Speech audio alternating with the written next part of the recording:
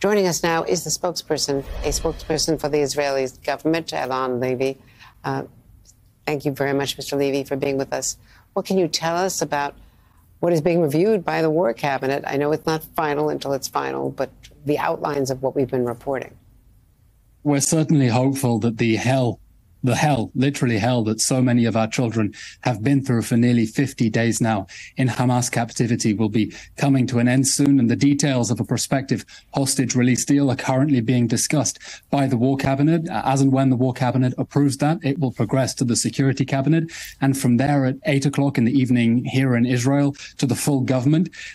As and when the government approves that deal, families of any victims of terrorists in Israeli jails will be able to present an appeal to the Supreme Court. They'll have 24 hours to do that, to petition against the release of anyone who any prisoners who might be released in the context of that deal. But I assure you, as soon as decisions are made and we have confirmed details, we will, of course, announce them to the world. And we hope to end the hell that our hostages have been living through. Indeed. Would the hostages be released contingent upon the release of the Palestinian prisoners? In other words, that 24-hour period for the Supreme Court to weigh in, the Israeli Supreme Court to weigh in. Would that delay a hostage release in the imminent 24-hour period? As I said, the details are currently under discussion by the War Cabinet. We're a democratic country. There are several hoops that have to be jumped through before we can complete that deal. But we're hopeful that many of our hostages will be able to come home. We think that this vindicates Israel's strategy over the last few weeks of putting unrelenting pressure on Hamas to release hostages. You know, Hamas hasn't suddenly decided to be nice humanitarians and release them because it realizes that it is evil to hold a 10-year-old baby for nearly 50 days in a tunnel hostage. It's been begging for a breather because it's getting clobbered. And we plan to continue putting unrelenting pressure on Hamas until we secure the release of all of our hostages, all 240 of them. And of course, this war will have to continue until the total destruction of Hamas, so it can never again perpetrate a massacre like it perpetrated on October 7th, and like it's promising and telling us that it wants to do again. But Israel would agree to these pauses of as much as 4 days, perhaps 5 days, in order to get, sounds like, triple the amount of fuel and aid in, 300 to 400 trucks a day. The Prime Minister has been consistently saying throughout the course of this war that we will, of course, be open to a temporary cessation of hostilities in order to facilitate the release of hostages from inside the Gaza Strip. But as for the specific details, again, these are currently being discussed by the War Cabinet. And as and when decisions are made, we will announce them and hopefully be able to put them into practice as soon as possible. Prime Minister Netanyahu said again today that his first goal is the elimination of Hamas, the second, the return of the hostages. And this message has frustrated some hostage families. You've known that some of them have been protesting. But in this case, you see that these two goals are not in conflict? Exactly. That is not a prioritization. Those are two goals that go hand in hand, destroying Hamas and facilitating the release of those 240 innocent hostages, including children, including babies. We want to get them out, and we're getting them out by putting pressure on Hamas, putting military pressure on Hamas, and by rallying global opinion to put diplomatic pressure on Hamas and on its supporters to release those hostages. Again, the same terror organization that on October 7th burned, butchered, tortured, mutilated, and raped its way through southern Israel hasn't suddenly discovered a conscience. It's begging for a breather because it's getting clobbered. We're putting pressure on Hamas, and we'll continue doing that. And we hope to get all of our hostages safe and sound. Without in any way diminishing the horror of that and the savagery of the massacre on October 7th, which I do not, can you respond to pressure and criticism internally in the U.S., in the U.S. Senate, importantly, even in Democratic senators who were long supporters of Israel, and around the world, the UN and elsewhere, about the devastation in Gaza, the high number of civilian casualties that this has cost. The World Health Organization saying it's appalled by the latest attack on the Indonesian hospital, the protests against the UN schools. And the U.S. is not, and certainly NBC cannot independently confirm the source of those attacks, but I'm just talking about the results of this fighting. Can you respond to all of that? Look, the humanitarian suffering in the Gaza Strip as a result of Hamas's decision to declare war on us on October 7th and to fight that war from inside densely populated areas is, of course, heartbreaking, where uninvolved civilians are involved.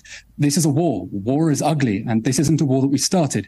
It's not a war that we wanted. It's not a war that we even expected. It's a war that Hamas declared on us, and it's a war that we are trying to end, and a war we're trying to end in such a way that Hamas can never again perpetrate attacks against us, because if this war ends before the total defeat of Hamas, you and I, Andrea, are going to be here in the studios again in 6 months' time when Hamas attacks us again. And the U.S. administration knows that. President Biden has said very clearly that he stands shoulder to shoulder with the people of Israel in this fight, that it must end with the total destruction of Hamas, because Hamas is a genocidal terror group that openly says it wants to perpetrate more and more October 7th massacres. So we're doing everything in our power to minimize casualties within the Gaza Strip. Hamas is doing everything it can to maximize those casualties by fighting out of densely populated areas, by preventing civilians from evacuating. And that's why for a month we've been urging civilians to get out of harm's way. We've been facilitating humanitarian corridors that have been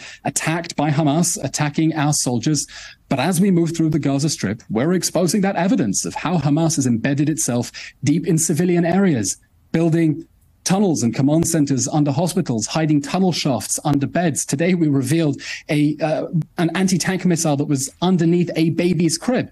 And it is Hamas, it is the terror organization that perpetrated the October 7th massacre that bears full responsibility for all the suffering that we have seen since, in Israel, of course, but also inside the Gaza Strip. Well, let me ask you this, because you brought up President Biden, and it's very clear he's also said that the toll on the civilians is too high. And other officials have said publicly that the war should be processed, should be accomplished by Israel by better targeting, by using smaller munitions, by not using the bunker buster bombs in the initial weeks in the refugee camp. So there is a growing dispute, and it's hurting Israel in our Congress, with public opinion, and around the world, in terms of funding and support. And political support is important for the level of casualties versus the level of Hamas terrorists that have been gotten.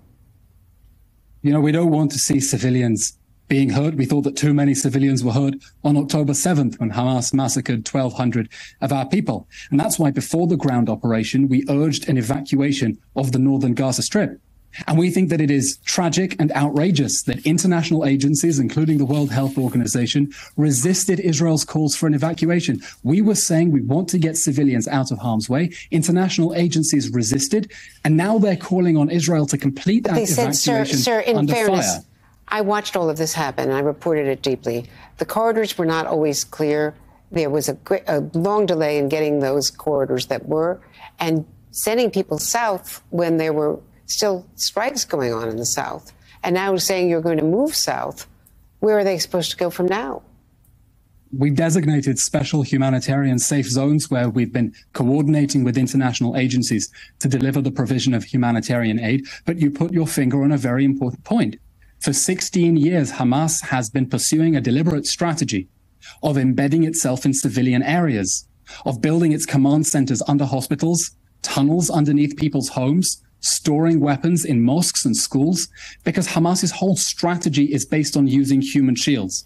Hamas's whole strategy is based on hiding behind women and children so that it can perpetrate attacks against Israeli civilians and then retreat behind them and make it difficult for Israel to exercise its legitimate and inalienable right of self-defense. And that's why we have spent so long urging civilians to get out of harm's way. I think it's fair to say we surrendered the element of surprise. We could have gone in much stronger, much faster at the beginning. But it's very important for us that civilians not be hurt, because this is a war against Hamas. This is the war that Hamas declared against us, not against the Palestinian people, not against the people of Gaza. And they know that. That's why Israel has placed over 30,000 phone calls, individual soldiers calling Palestinians, warning them that the ground operation is coming, telling them to get out of the way.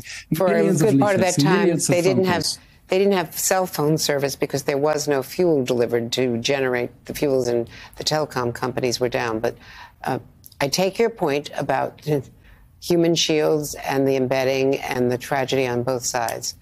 And really I think cynical and twisted. We can all pray and hope that this deal holds up and comes through. Thank you very much. We're hoping. Thank I you very much. appreciate that.